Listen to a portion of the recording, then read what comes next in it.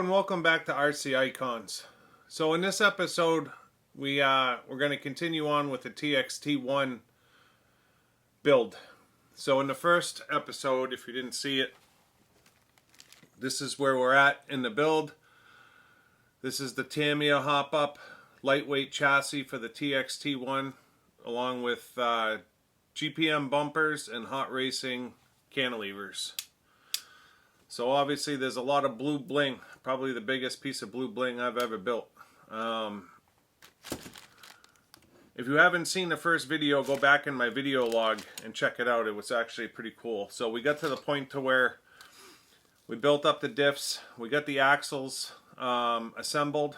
We do not have the steering cups on yet, although they're built and ready to get mounted. So we got the chassis put together along with the gearbox. We got the front and rear diffs built and axles assembled, and we got the steering cups built. So the next step is getting the steering links put together for the front and rear steer, and then we got to get all the links assembled. So if you're not familiar with the TXT1, it was released, I believe it was 2001, if I'm not mistaken. Kit number 58280. So Tamiya's 280th RC car / truck. 4-wheel drive, 4-wheel steer, dual motor, a lot like the Juggernaut was set up. I believe it shares the transmission with the Juggernaut and Juggernaut 2, as well as the differentials, but obviously it's got the Juggernaut 2 bevel gears, which was essentially the problem with the Juggernaut 1.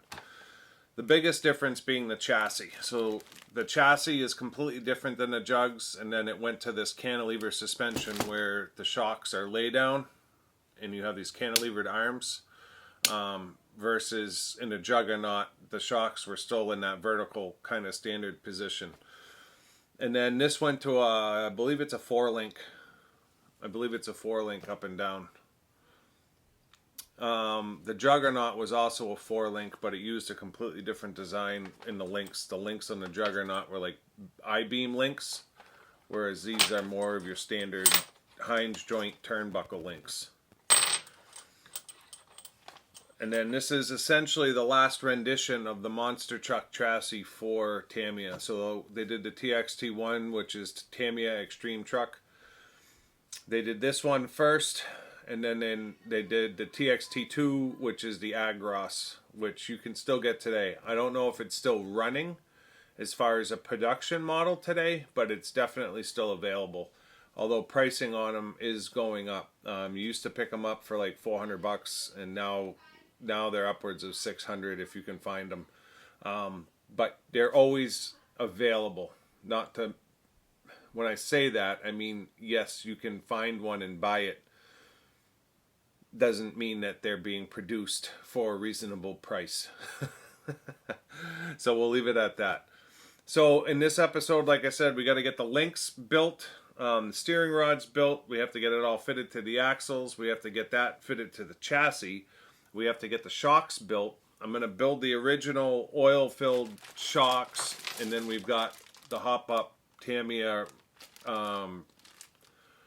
extra reservoir oil shocks as well. Those I want to disassemble and rebuild because they are leaking some oil, so they're going to need a little bit of attention.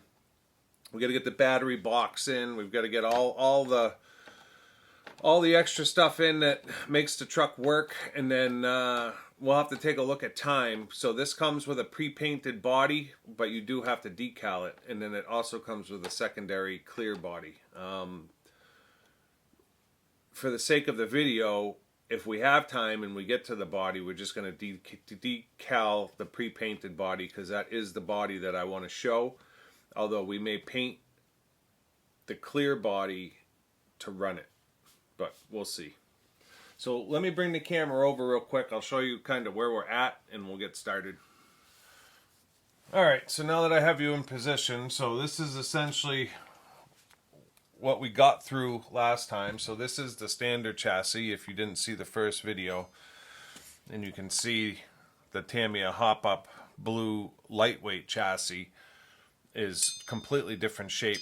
And then obviously the Tamiya chassis gives you a ton more adjustability with the mount points than the standard one. Although the standard one is gorgeous, I have to say, the blue one is just next level.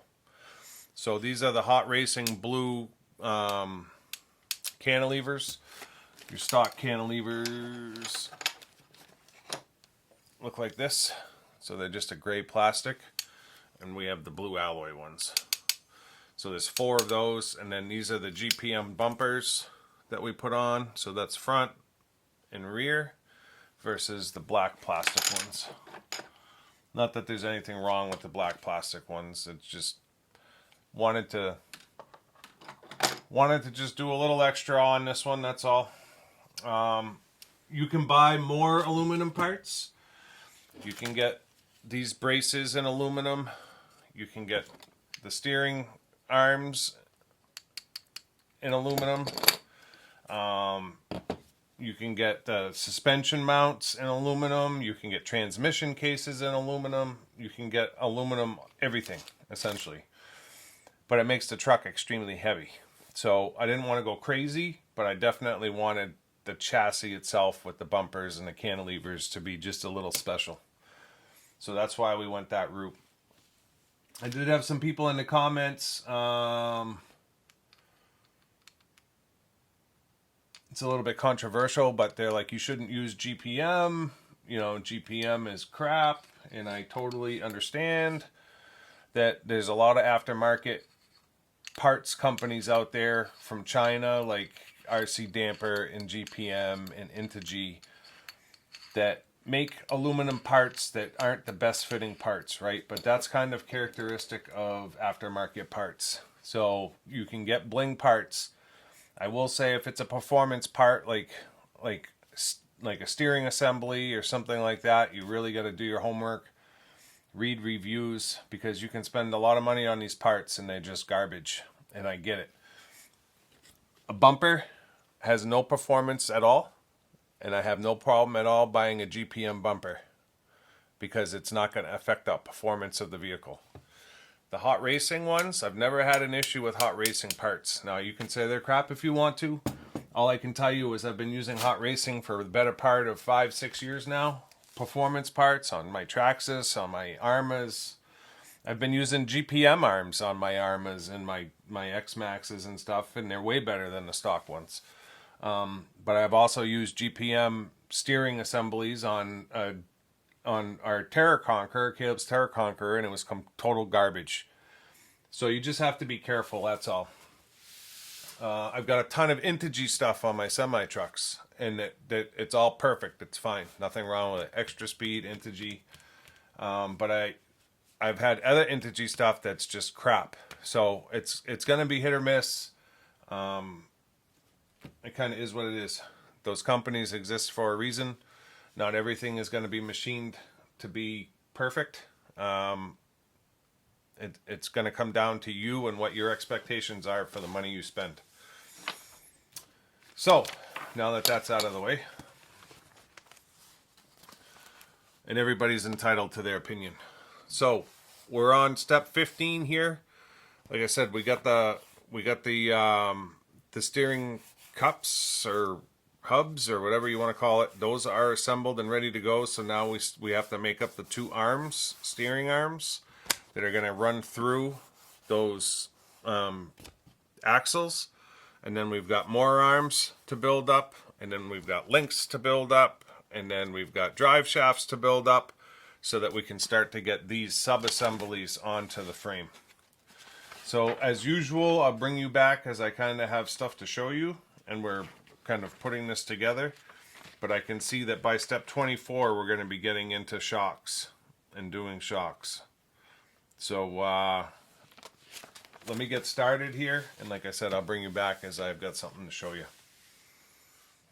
Alright, so I've been plugging away a little bit here. I didn't want to bore you with making links and stuff. I mean, there's a lot of busy work, right, at this point. So I had me make 2, what do they call them? push rods. So this is for the actual cantilever suspension in the front.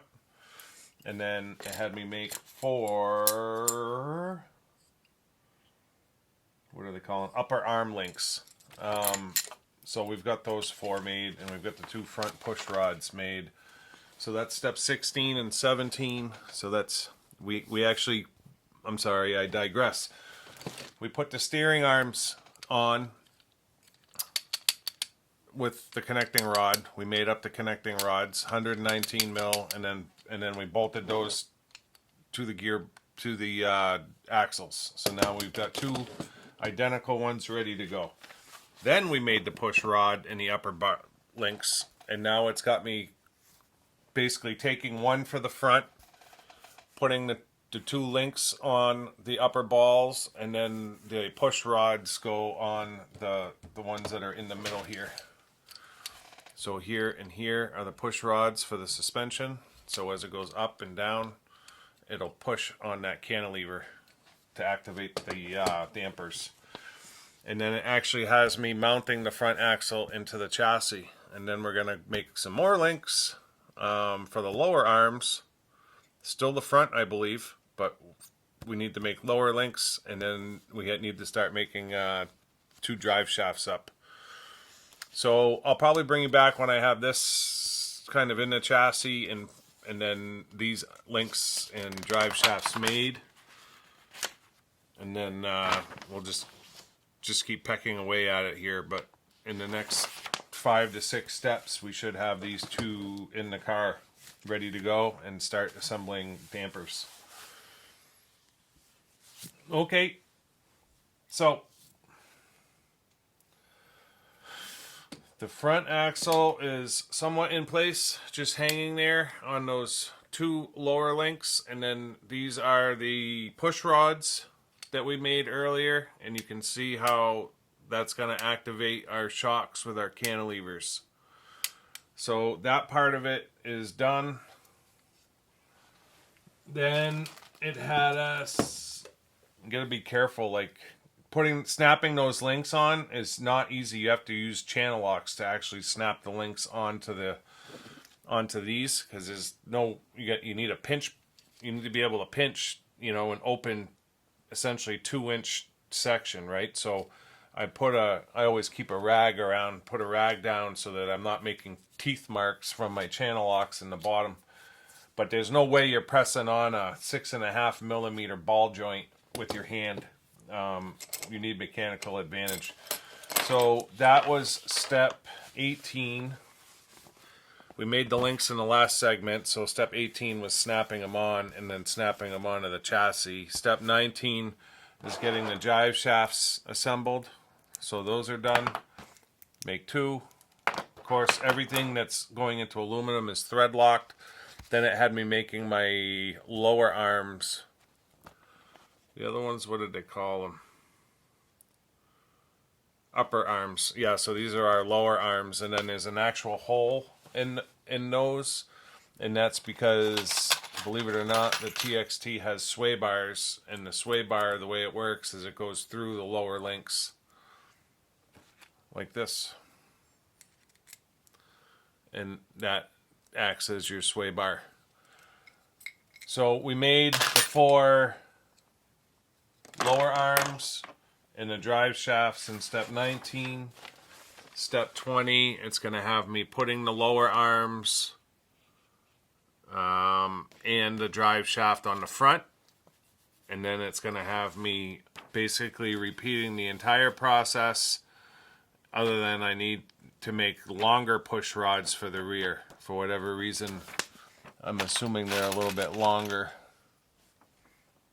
I know when I measured them earlier there was 2 different sizes, but we're going to make the push rods for the back and then essentially repeat the process as far as attaching through step 22. And then you can see this is where it's got the sway bars. Now it's got them being zip tied onto the shaft in the back. I don't know how I feel about that, but I don't know how else I would do it. So let me get this done, and then I'll bring you back probably just before we start messing around with shocks. This is where we're building the shocks and putting them in the laydown scenario. Again, we've got our hop-up shocks. And then we're going to finish it off with battery trays, body posts, servos, all that fun stuff. And then the last portion of it would be essentially doing decals. So this is option, 4-wheel steering. So you can lock out the rear if you want. It looks like it's it might be steering on axle. For some reason I thought this was set up like the Claude where it was single. But maybe it is done with dual. Yes. So you can lock out the steering very easily by, I'll show you when we get there. Sorry, I'm going way ahead. So yeah, let me finish the front with the lower arms and then repeat the rear and I'll bring you back. Now that I've got this all straightened out, boy, I had some stuff wrong. For all you eagle-eyed that knew it already, I had ball joints facing the wrong direction on rockers. I had ball joints facing the wrong direction on chassis mounts. I had put my upper bars and my lower link ball studs, and then I took my upper arms or my lower arms and put them on my uppers, and then I couldn't figure out why everything was binding. So literally I've got it all straight now. Look at this thing, right? Plenty of articulation there. Plenty of articulation there. So you can see all the cantilever arms. So everything is good to go. I did put the sway bars, anti-sway bars on, but I did not secure them yet with zip ties. I probably will. I'll just use black. I don't really want to use white. I will do that. And then the next step is shocks. So I need to put this down. And then trying to change all the ball joints and get everything hooked up without scratching the chassis. There's just a lot going on there. It's probably been an hour and a half since I last filmed. I just broke one of my red O-rings putting the sway bar on, because there's actually an O-ring that goes on first. There's an O-ring and then a washer and a lock nut that secures all that. But yeah, I mean, the chassis is essentially assembled, so the next step is going to be the shocks. Now, some of you are probably saying, well, if you're going to use the aftermarket, not the aftermarket, the Tamiya hop-up shocks, why would you build the originals? Well, I am very curious as to, because these are long, I'm very curious as to how these relate in length to the originals or the stock shocks. So that's the spring set, right? And when I'm looking at this, it's like an inch longer, right? So how does that relate to everything that's going on that chassis? Now these are made for the TXT. I bought those exactly like that. I don't have directions for them. I don't know anything about them. I just know that they were the TXT hop-up shocks.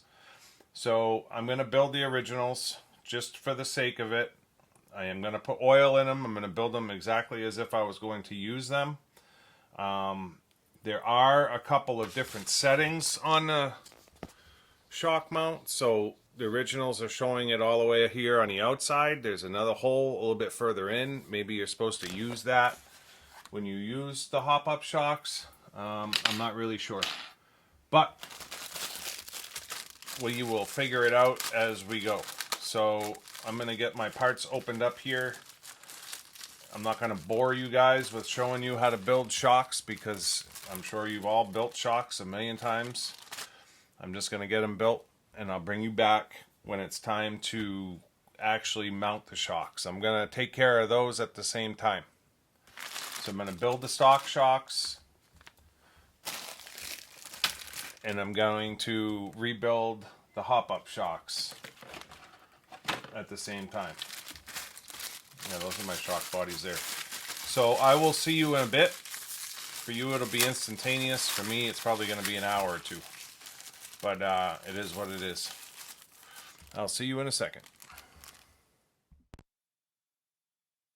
Shocks are built with oil. Hop-up shocks are built with oil.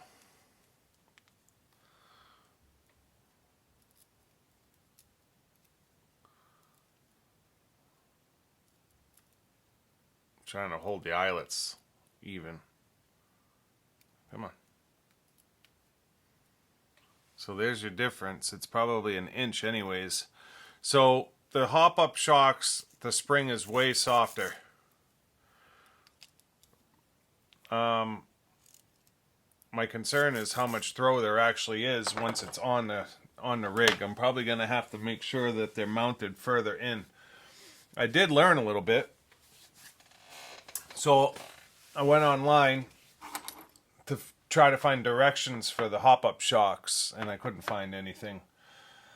But it obviously led me to Tamiya USA, and they have the Tamiya blue anodized cantilevers in stock at Tamiya USA. They have the battery tray, which is aluminum.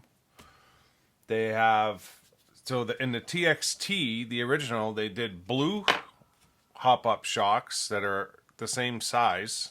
They didn't do the reservoir ones. The reservoir ones were supposedly for the TXT2. But they do have the blue ones in stock. And then they had a couple of other parts in stock. The problem is they're closed for inventory until January 13th. And right now it's New Year's Eve. So January 13th or after, I'll have to go online and see what's available. Because I may change those hot racing cantilever arms to the actual Tamiya ones. What else? So Tamiya did make a bracket for the underguard. So they don't have them in stock. There's a guy on eBay just came up selling some out of Japan. These they made in blue alloy. The guy wants $535 US for a set, 4 of them. Is he smoking crack or what? I mean, come on. $500? It's like, I don't understand where these people get their pricing from. Obviously, you're never, ever, ever, ever gonna sell that. So why would you even attempt to try to put a price like that on it? Makes absolutely no sense. So we're gonna put these shocks on for 3x15s. 1, 2, 3, 4. The backside is going to snap onto the ball joint on the cantilever. And I can't snap into the ball joint on the cantilever. So I am going to have to just use a regular 3mm screw. I'm going to put the shocks on and I'll bring you back.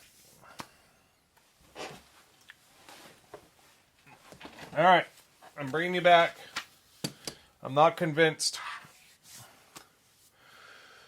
So, in the back, I've got supposedly TXT1 hop-up shocks. That's how they were sold to me. There's no way. So, I've learned a bunch of stuff. The TXT2 is not cantilevered. It goes to shocks that are more traditional, like this.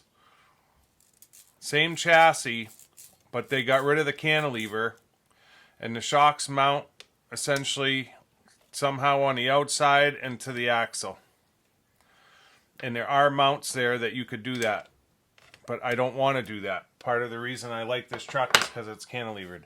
If you look at the suspension in the back, there's about an inch of total travel there. And then these shock bodies are actually bottoming out on my chassis. So if I hit that hard, it would probably chip my anodizing. In the front, I've got the stock black shocks. And I've got at least an inch and a half of travel there. So there's no way the reservoir shocks that I have are for the TXT1. And then I honestly don't even believe that these reservoir shocks are Tamiya. They look like they could be Tamiya. But the Tamiya ones that I've seen are all for the TXT2. And they've got gold tops. And the reservoir shape is different. So I'm going to take these off, as beautiful as they are. And I'm just going to go with the stock shocks for now. And then maybe, if what I saw on Tamiya USA is correct, I'm going to get the hop-up blue shocks that are the exact same size and should work fine. So these shocks could potentially go on my USA 1 that I have to build, although I have a set of USA 1 hop-up shocks by Kyosho. And I've got 8 of them. That's what these ones are. So Kyosho also did hop-up shocks for their monster trucks. And that's what these are, supposedly Kyosho USA 1 hop-up shocks. And it uses 8. So, and then you look at the difference in size between that and that. It's closer. But I do not think that these are Tamiya. I really don't.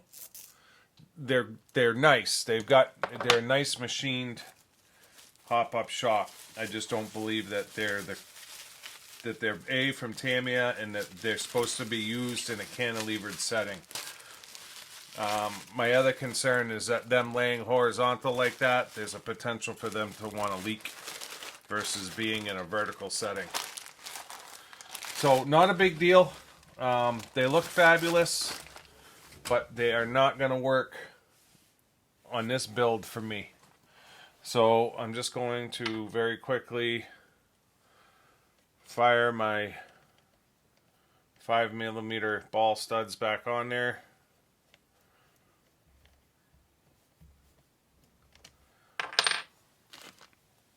Put my shock on.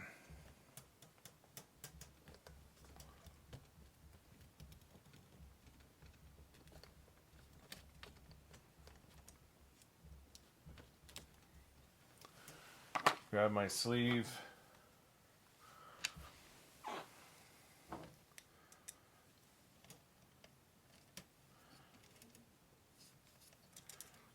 It's like the suspension works so much better with the stock CVAs. If they're even CVAs, I don't know what the difference is between a standard Tamiya oil shock and what's actually considered a CVA, but it feels so much better with the black plastic ones. So hopefully I can order the ones from Tamiya USA and solve this problem. It's not even a problem. I don't care if the shocks are hop up or not. But if they do have them and they have the cantilevered arms, I will probably buy them because I'm stupid like that. I say it all the time to you guys. I'm stupid like that, and will spend that money to have the correct stuff on here, because after all, this truck is worth some money. It's a brand new build, and someday it will get sold. My family will sell it when I'm long gone. And if it's got Tamiya hop-up parts on it, it'll make it worth that much more.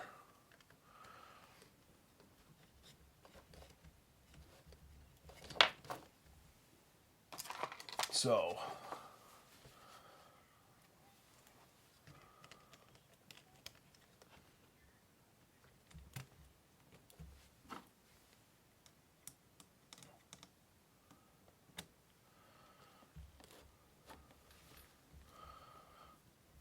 The hop-up shocks are blue. So how cool will that be? With the correct blue anodizing on the cantilevers and the correct blue alloy shocks. It's just going to take this thing up the top of it a whole nother. Now that's some suspension. I would have never gotten that much throw with these ones. So no big deal. I put a ton of oil in them, but that's okay. So the next step, I'm so ready to put wheels and tires on this. But that's not the next step. The next step is servos. So let me get to figuring this out, the servos, and I'll bring you back. Sorry guys, I hope you're not upset, but it kind of is what it is. You got to do what's right for the truck sometimes. I'll see you in a second. Well, as you can see, we've got a chassis. A little bit of finagling to get the rear steering servo in place, but we got it. Just because modern day servos aren't necessarily the same shape as servos from 2001. So, what have I done since we put the suspension together? I put the top trays in. There's just 2 trays on the top. One would be for your mechanical speed control. The other one is your battery tray. So essentially this just pins out and the battery sits right here. Put the body mounts in and braces. Pretty simple stuff. I mean, it's just bolting parts on or screwing parts on. Got the wheels and tires on. Everything is ready at this point for a receiver and a ESC. I'm probably gonna get, I haven't decided which ESC I want to put in yet, being a dual motor. I think I've got a Tekin FX8 maybe, or a RM8 downstairs running my Killer Crawler 2, which has dual motor. I can steal that out of that, or I can go with what is Tamiya's TEU 103BK, I believe, is the updated Claude ESC. So I haven't decided yet, but I mean, I can't run, well, I mean, I guess I could run this before spring, but I have some time to kind of figure that out. So the next step is going to be mounting the body. And getting that done. So just a note in the directions, when they have you set up the truck, they don't have you set it up with rear steer. They have it as an option. So you get all the way through putting the truck together, and then it gives you the page where it starts talking about the rear steer. They do set up the servo in a way that it's opposite the position of the front servo, so that you can just use a Y splitter and just use your regular steering control, and it's automatically gonna, the rear wheels will steer opposite of the front, so that it's not on a separate toggle. You can set it up on a separate toggle if you want, but the way that Tamiya sets it up, it would be a single channel steering for both front and rear axles. It is, for those of you that might be wondering, it is servo on axle, both front and rear. It's not set up like the Claude, where you have one servo in the middle with a rod pushing both directions to make that four-wheel steer. So more indicative of probably what you would see in a scenario today with like a crawler or what have you, with it being steering on axle. So that's essentially the build. I mean, that's it. There's nothing left to really do other than decal the body. So I'm going to get the body pins in place where they need to be to hold the body up, make sure it's positioned correctly, and then I'm going to start getting into the decals. I'll bring you back if I've got something to show you, but you may just come back to a finished truck here in a second. So I'll see you in a second with whatever I have to show you, and we'll just take it from there. So I just pushed through and decaled it. See all your sponsorship decals. The grill and headlights and all the windows were already done. I did the metallics, I did the lettering, sponsorship.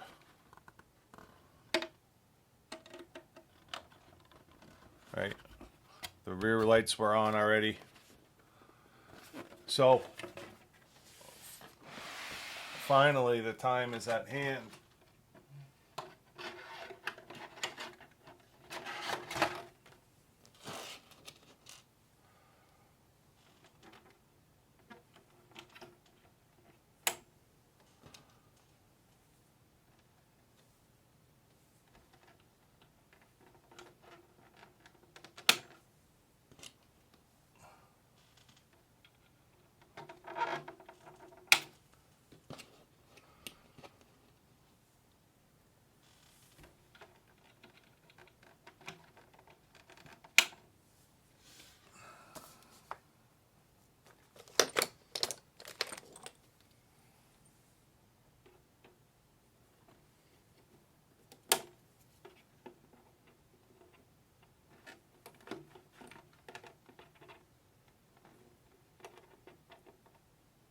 I know my arm's right in your view, but you gotta cut these off. They look stupid.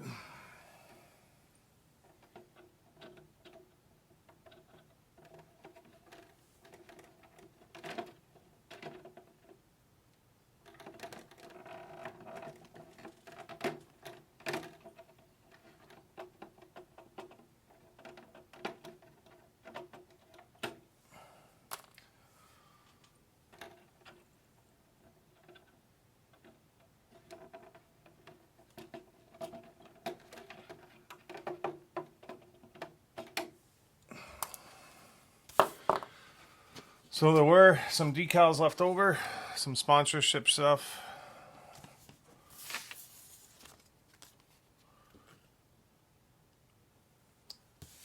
Nothing crazy. I give to you the TXT1. That blue chassis looks awesome coming out from the bottom. It's a big truck. It's as big as a Claude, right? So this one tire has a ton of foam release on it. So we'll have to get them cleaned up. But it's a heavy truck too.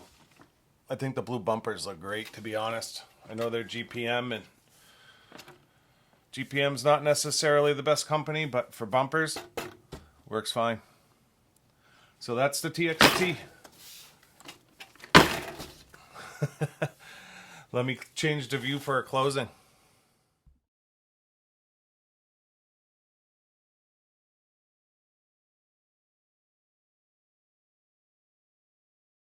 So yeah, that's gonna wrap up the build of the TXT1, first monster truck, or true monster truck we've built on the channel, and I've got to say it was absolutely awesome. It didn't disappoint. I've worked on a lot of Claudes, and this chassis is just completely different. Same with the Juggernaut. I've built a few Juggernaut chassis, and although it's a fun chassis, this one is just totally different. There's not much the same short of the axles. The transmission is a little bit close. No, the transmission is the same and the axles are essentially the same, but everything else is completely different. Awesome with the cantilevered suspension. I mean, the thing just, you can just tell this is a performance truck based on Tamiya's standards, and I don't think the run is going to disappoint at all. So that'll be the next video in regards to this truck. We'll be getting it out for a run. So whether that happens in the snow or whether that happens in the spring remains to be seen. If we get a decent day, I'll probably bring it out. But boy, I really don't want to get it covered in mud. Sounds crazy for a monster truck, but that chassis is just so nice. I know, it's a monster truck and it needs to be run. I get it.